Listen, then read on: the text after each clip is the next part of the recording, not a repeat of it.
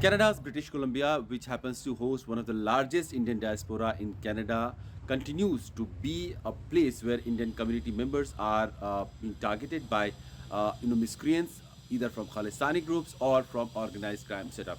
In a latest attempt, there was an indiscriminate firing in the early hours at an individual named Satish Kumar.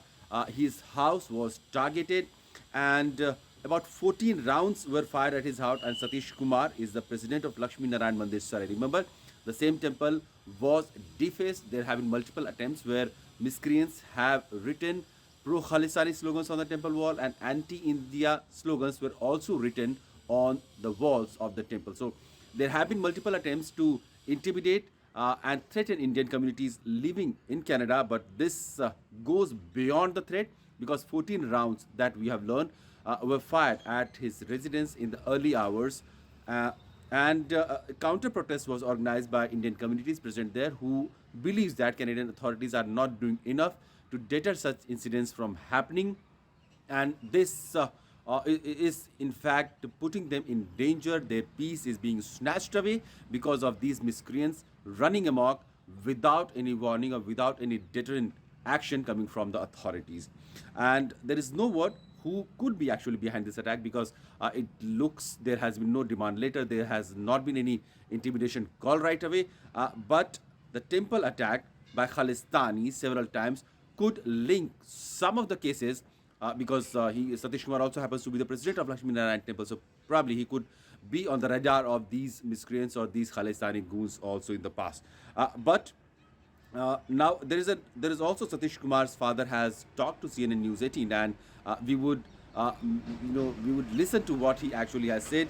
In his conversation, he has said that his son was attacked at 2 a.m. in the night, and he's clearly said that he doesn't know who could be behind these attacks, but they have not they have been in fact getting extortion calls from a lot of people. A lot of Indian community members have been getting extortion calls in the recent past, and we all live in peaceful Canada. That is what he has said, and he doesn't have any clue because he hasn't got any intimidation letter, any demand letter from anybody, and this attack leaves him clueless as to who could be behind this threat or intimidation against him.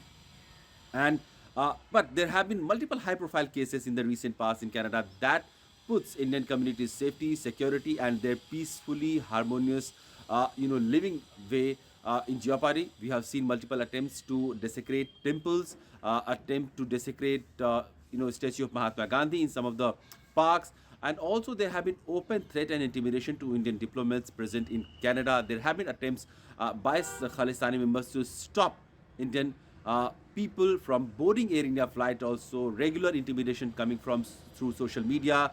But the Canadian government does not take these incidences as seriously as Indian government wants them to, because in Canada they feel that it is the freedom of speech and freedom of expression through which Khalistani separatists are trying to express and raise voice for their cause. They do not they are not much concerned about India's security challenges or security concerns when it comes to Khalistani separatists, and they are being given a safe socio-political space where they can flourish, they can operate, and they can continue with their threat and intimidation against India, Indian communities, and Indian diplomats present there.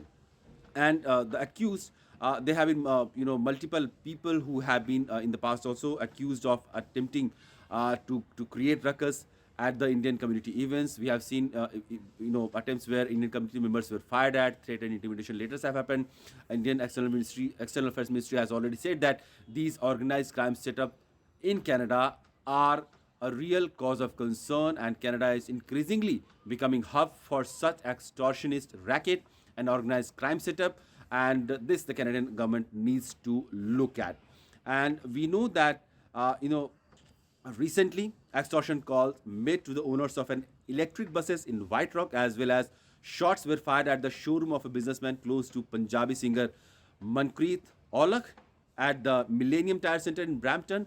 And there was also a triple shooting at a home in Caledon, resulting in 2 deaths and an incident where the owner of an auto garage were fired upon in Abbotsford.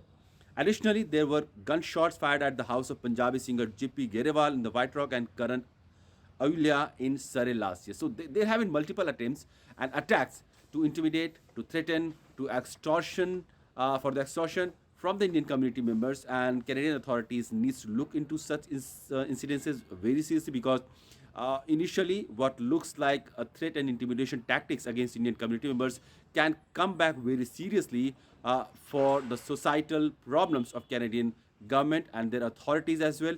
And this is what Indian government has been trying to raise multiple times. We have seen issues being raised both at Delhi and Ottawa. In fact, External Affairs Minister S. Jaishankar himself has been in touch multiple times with his Canadian counterpart, Melania Jolie, and they have been talking about how these elements are a real security challenge for India, and they need to be dealt upon with Canadian authorities.